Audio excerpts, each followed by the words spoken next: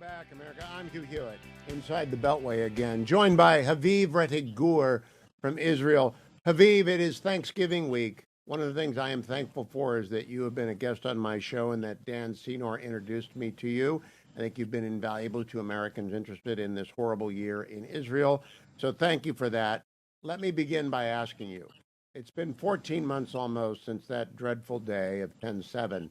Are the Jewish people worldwide and Israelis specifically better off than they were a year ago at this point? Wow, what a fascinating question. More aware of the dangers that awaited them.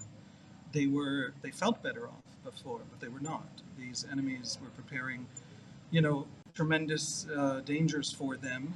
We know that what Hamas did on October 7th, Hezbollah was planning many orders of magnitude, or roughly an order of magnitude larger, and we know that Iran talks constantly about building a ring of fire and killing Israel slowly, and the Israelis were asleep. And so the Israeli half of the Jewish people, roughly half the Jews of the world are Israelis, is safer, but feels the danger. But becoming aware of a real danger doesn't mean you're less safe, it means you're more safe, even if it doesn't feel that way. Jews outside of Israel are in a bit of a more complicated situation. On the one hand, they're safer than they've ever been, largely because most of them live in America and in the English-speaking world. And that has been the safest place for Jews to live in all the millennia of Jewish history. But at the same time, they begin to suspect that they are seeing on the horizon a new kind of opposition to them, hatred of them, categorizing them as the great enemy of civilization, and seeing through Zionism, but also relating these ideological anti-Zionism of academia and of parts of the left to Jewish communities. Jewish communities everywhere are facing violence. We know from FBI reports that there is no religious community in America that faces more violence. There's no minority in America that faces more hate crime violence than the Jews. And so they are feeling, again, they're the safest Jews who've ever lived, but they are feeling less safe than they felt before. And I think there's something to that. It's a choice I think we had a pogrom in Montreal over the weekend. We had a pogrom, I think, in Belgium last month. Rabbi Kogan was murdered in the United Arab Emirates over the weekend. It does seem to me that while Israelis might be alert, the rest of the world is sleeping on this return of the ancient evil. Is that the way it looks from your perspective in Israel? Absolutely. Absolutely. Anti-Semitism is not when you think Jews are not great. Anti-Semitism isn't when you don't like them. Anti-Semitism is when you've developed an ideology, and this happened in many civilizations, in Christianity early on, in Islam. In Islam, it's a majority opinion today of Muslims, certainly in the Arab Muslim world. It's the belief that Jews stand in the way of redemption. And academia in the West has managed to reproduce the idea that Marxists once held: Jews are the capitalist superstructure holding back the proletariat. And Hitler talked about Jews being the opposite, being the secret communist cabal that is the secret order of being holding down the folk. Now academia has managed to produce a way of thinking that tells us once again that Jews are the problem with the world. Everything is Palestine actually means everything is Zionism and Israel. And so somehow police violence in Seattle is the fault of the Jews, ultimately, in some secret order of being. And so yes, it's come back, and it's come back through the elites. Anti-Semitism, unlike ordinary hatreds, unlike just someone who has a Jewish neighbor they don't like and so doesn't like Jews, that kind of banal prejudice, anti-Semitism feels righteous. And we're seeing that. We're seeing a righteousness that allows people to take out their violence in random communities.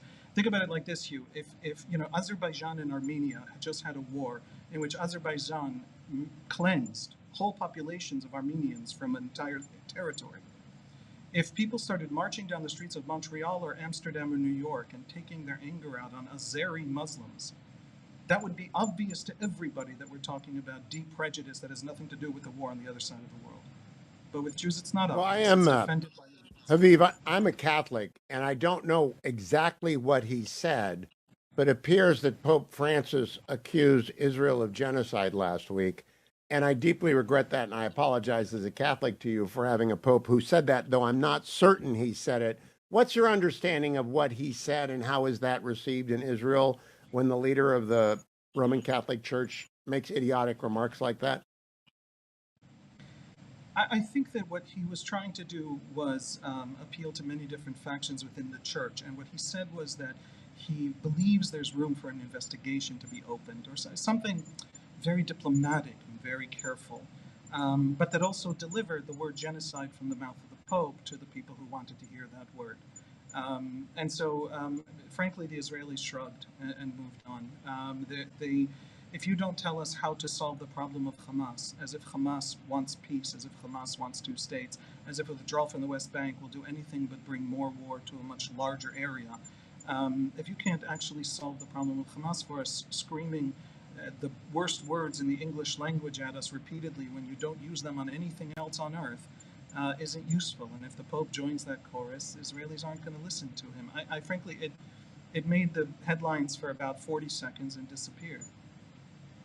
Yeah, but it's deeply chagrin. It's a source of chagrin for me because of the Vatican's very blemished record in World War II. And I've read the Pope's War. I'm aware of the counter arguments, but it's not something any Supreme Pontiff ought to be saying in any forum, anywhere, anytime. Let me talk to you about the practical implications of the approach of Trump 2.0. I don't know if there's going to be a deal in Lebanon. You tell me, but I sure do expect Trump to be better for Israel than Joe Biden has been. Do you?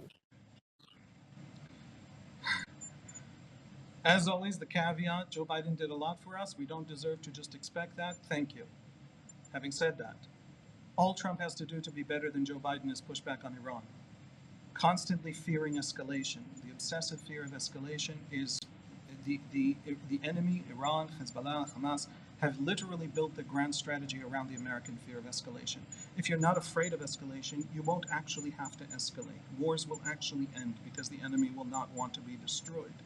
But you have to actually be willing to escalate in order for the enemy not to see it in its own favor to escalate.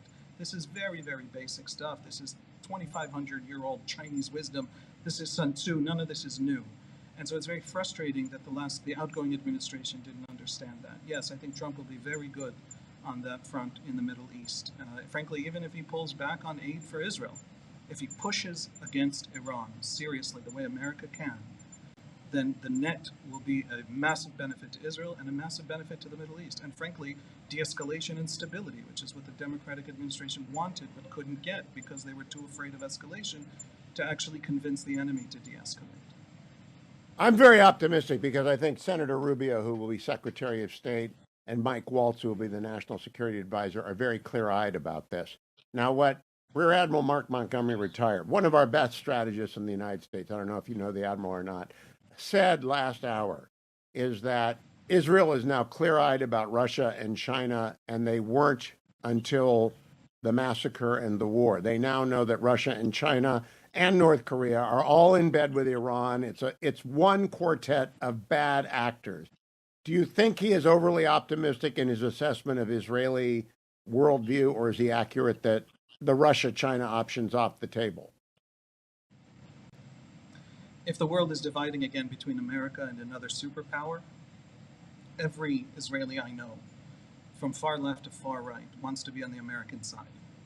The only thing that could make Israel leave that American camp when it comes to China, Russia, is if it's pushed out. So as long as it's not pushed out, let's say by an 8-year Democratic administration that decides to sanction it, and then it has to turn to China and try to be useful to China. But that is an extreme, and it would do it in great pain. I think Israel there is no chance of Israel leaving the American camp as long as it's allowed to remain within it, and the Admiral is absolutely correct. There was a flirting with China because there was a sense that you could be neutral in between, sell some military equipment to China. I think that is absolutely gone. I completely agree with the Admiral's assessment. All right, so my last question, Haviv, is very complicated.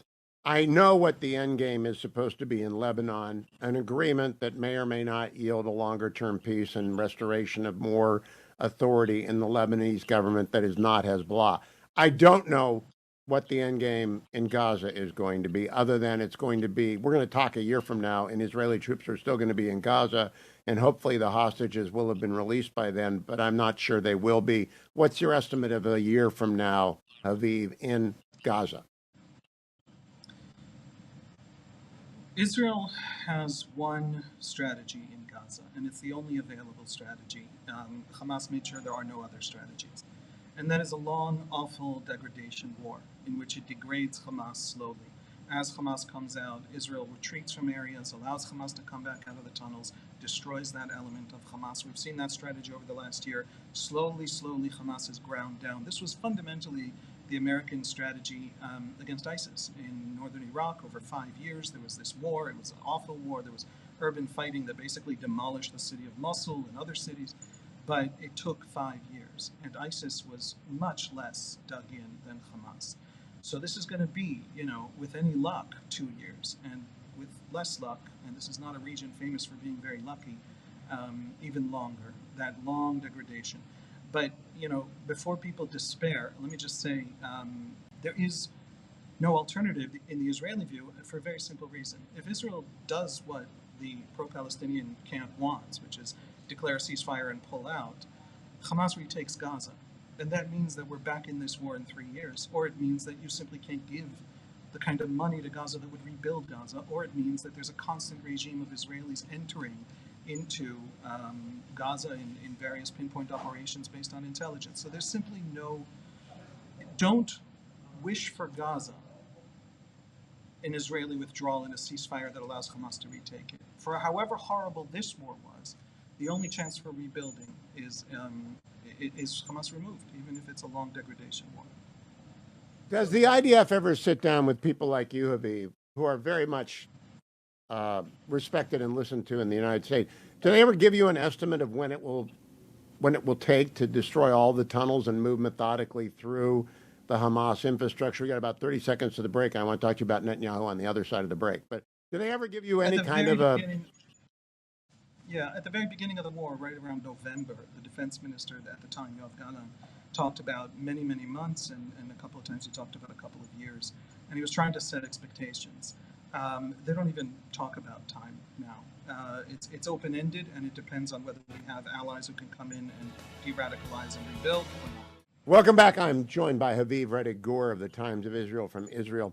Haviv, since we last spoke, it seems to me, and I don't know much about Israeli politics, but I do read the Times of Israel every day, that Prime Minister Netanyahu is in a much stronger position than he was a month or 6 weeks ago when we last spoke, with the exit of Defense Minister Gallant, the addition of Sa'ar's coalition. What do you think? Is this government going to last its entire mandate and not fall before then? It looks that way. It might fall before then, but almost I think every Israeli government in its history fell early, so that would not mean he's failed. But it looks like it's got another year or two left in it. Just people don't need to get too much into the weeds, but a faction, an anti-Netanyahu right-wing faction led by a guy named Gideon Sa'ar, has come into the coalition over the last just month and a half. One of the big developments, and he's now the foreign minister, and a rebellion within Likud led by Gallant on the specific question of the ultra-Orthodox draft, on which most Likud voters are actually on Gallant's side of the substantive debate, but don't want to see Netanyahu destabilized, has now been essentially ended by the firing of Gallant. So Netanyahu, both internal party, challenge to him, and the coalition, which was really holding on by the skin of its teeth, it didn't have a lot of the numbers to win, by any real majority and a Knesset vote, now does. And so Netanyahu's political position is stabilized very, very dramatically, and roughly, and in the polls, he's roughly up to the point where he could launch a re-election campaign. He wasn't 6 months ago or 12 months ago, but he's recovered very, very slowly but very consistently from the collapse of his numbers, obviously, after October 7th. So my last question, and this is very much in the weeds.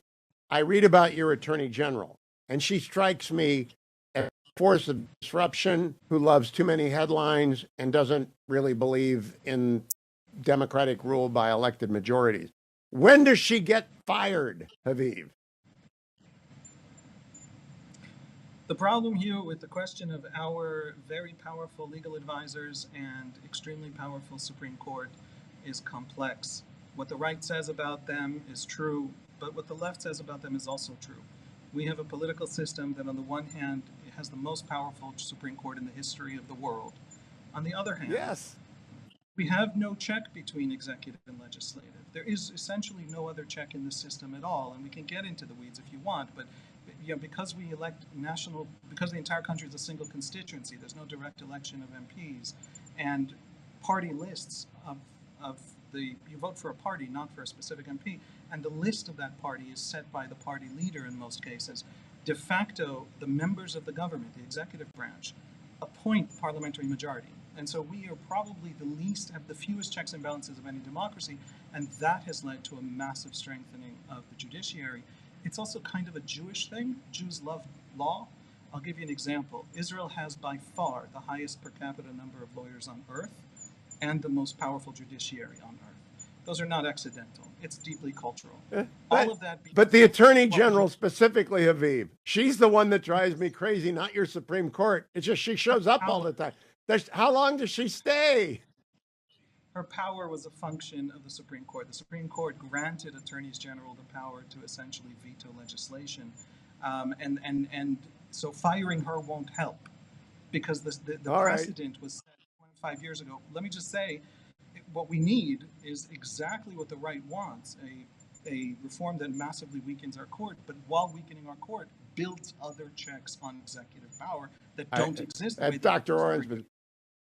And that's Thank you, Haviv. We'll do that next time because you're going to have to explain that to me. I appreciate your time this morning. Happy Thanksgiving from America. Happy Thanksgiving to Americans.